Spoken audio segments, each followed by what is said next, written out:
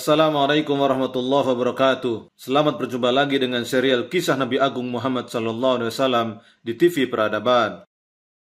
Pada bagian pertama di edisi sebelumnya, kita sudah membahas paparan tentang nasab dan silsilah keluarga Rasulullah SAW hingga tersambung sampai Nabi Adam AS, di mana kemudian para ulama sirah dan nasab membagi nasab tersebut dalam 3 kriteria. Yang pertama, nasab yang sudah disepakati kebenarannya oleh ulama sirah dan nasab, yaitu antara Rasulullah hingga Adnan bin Udda. Yang kedua, nasab yang diperselisihkan kebenarannya oleh ulama sirah dan nasab, antara setuju atau tidak, yaitu nasab di atas Adnan bin Udda hingga Nabi Ibrahim alaihissalam. Dan ketiga, nasab yang diyakini ulama sirah dan nasab di dalamnya banyak perkara-perkara yang tidak benar, atau tidak bersumberkan pada landasan yang benar, yaitu nasab dari Nabi Ibrahim hingga Nabi Adam alaihissalam. Nah, pada kesempatan kali ini, izinkan kami membahas tema yang cukup menggelitik dan berpotensi menjadi bahan diskusi yang intens, yaitu tentang nasab Rasulullah, nasab terbaik umat manusia.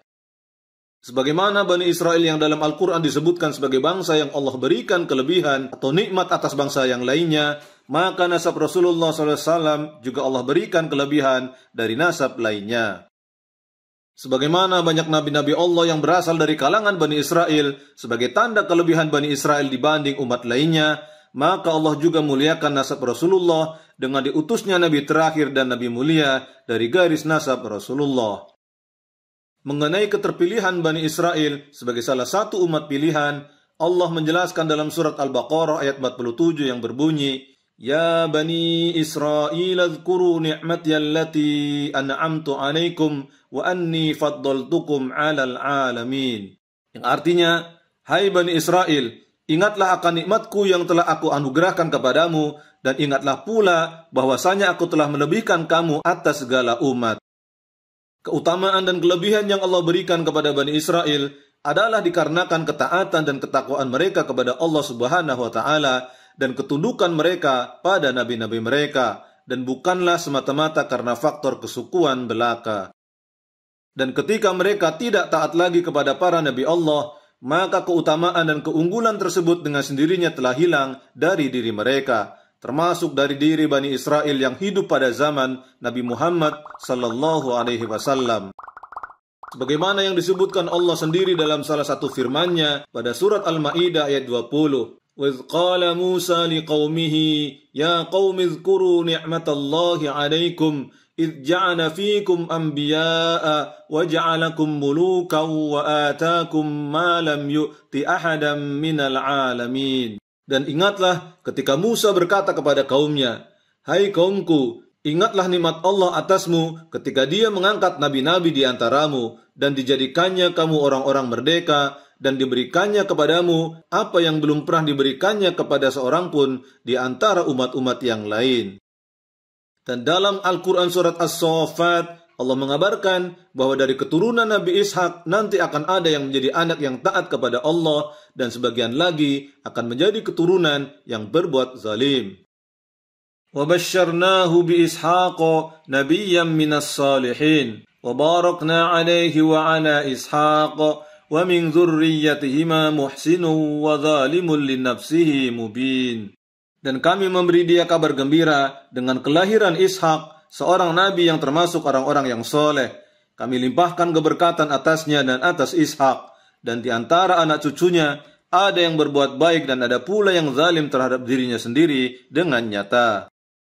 Adapun tentang kemuliaan dan ketinggian derajat nasab Rasulullah, secara tersirat Allah sampaikan dalam ayatnya saat Nabi Ya'qub atau Israel alaihissalam menanyakan kepada anak-anaknya menjelang hari kematiannya. Am kuntum syuhada'a idh hadara Ya'qub al-mautu idh qala li banihi ma ta'buduna min ba'di qalu na'budu ilahaka wa ilaha abaika Ibrahim wa Ismaila wa Ishaqa ilahan wahida wa nahnu lahu muslimun. Adakah kamu hadir ketika Yakub kedatangan tanda-tanda maut ketika ia berkata kepada anak-anaknya, apa yang kamu sembah sepeninggalku? Mereka menjawab, kami akan menyembah Tuhanmu dan Tuhan nenek moyangmu, yaitu Ibrahim, Ismail dan Ishak, yaitu Tuhan yang Maha Esa dan kami hanya tunduk patuh kepadanya. Merujuk pada ayat ini, maka anak-anak Nabi Yakub alaihissalam atau Bani Israel menilai Nabi Ismail sejajar dan setara dengan kakek mereka, yaitu Nabi Ishak, dan juga kakek buyut mereka, yaitu Nabi Ibrahim alaihissalam, dalam hal keutamaan dan ketaatan kepada Allah Subhanahu wa Ta'ala. Hal ini ditegaskan lagi oleh Allah Subhanahu wa Ta'ala dalam surat Maryam ayat 54 sampai 55. Wadhkur fil kitab Ismail innahu kana shadiqal wa'di wa kana rasulan nabiyya wa kana ya'muru ahlahu bis salati waz zakah wa kana 'inda rabbih mardiyya. Ceritakanlah Nabi Muhammad kisah Ismail di dalam kitab Al-Quran. Sesungguhnya dia adalah seorang yang benar janjinya, Rasul dan Nabi. Dia selalu menyuruh keluarganya untuk menegakkan sholat dan menunaikan zakat. Dia adalah orang yang diridhoi oleh Tuhannya. Bahkan dalam Alkitab Perjanjian Lama dalam kitab Kejadian pasal 17 ayat 20 ditegaskan tentang keutamaan Ismail sebagai nenek moyang Rasulullah sallallahu alaihi wasallam. Tentang Ismail, aku telah mendengarkan permintaanmu. Ia akan kuberkati, kubuat beranak cucu dan sangat banyak. Ia akan memperanakkan 12 raja, dan aku akan membuatnya menjadi bangsa yang besar. Dan begitulah, melalui kitab sucinya, Allah menjelaskan tentang keutamaan dan kelebihan yang Allah limpahkan kepada Nabi Ibrahim dan keturunannya dari kedua putranya, yaitu Nabi Ishak yang melahirkan Bani Israel dan Nabi Ismail yang melahirkan bangsa Arab termasuk Rasulullah, dikarenakan ketaatan mereka kepada Allah Subhanahu wa Ta'ala. Tentang betapa mulia dan terpilihnya nasab Rasulullah sallallahu alaihi wasallam sebagai nasab terbaik umat manusia, hadis sahih riwayat Imam Muslim berikut bisa menjelaskan semuanya dengan gamblang. Inna Allah astafa Kinanata min waladi Ismail, wastafa Quraisyan min Kinanah, wastafa Hashiman min Quraisyin, wastafani min Bani Hasim. Rawahu Muslim. Sesungguhnya Allah memilih Kinanah dari keturunan Ismail, memilih Quraisy dari keturunan Kinanah, memilih Hashim dari keturunan Quraisy, dan memilihku dari keturunan Bani Hashim. Dari hadis sahih ini, kita semua menjadi paham bahwa setelah Allah memilih Ismail menjadi manusia terpilih selain Nabi Ishak sebagai putra Nabi Ibrahim, maka dari semua keturunan Ismail, Allah memilih Kinanah atau Ibnu Huzaimah sebagai keturunan terbaik. Dan dari semua keturunan Kinanah, maka Allah memilih Quraisy atau Fihr bin Malik sebagai keturunan terbaik. Dan dari semua keturunan suku Quraisy, Allah memilih keturunan Bani Hashim sebagai keturunan terbaik.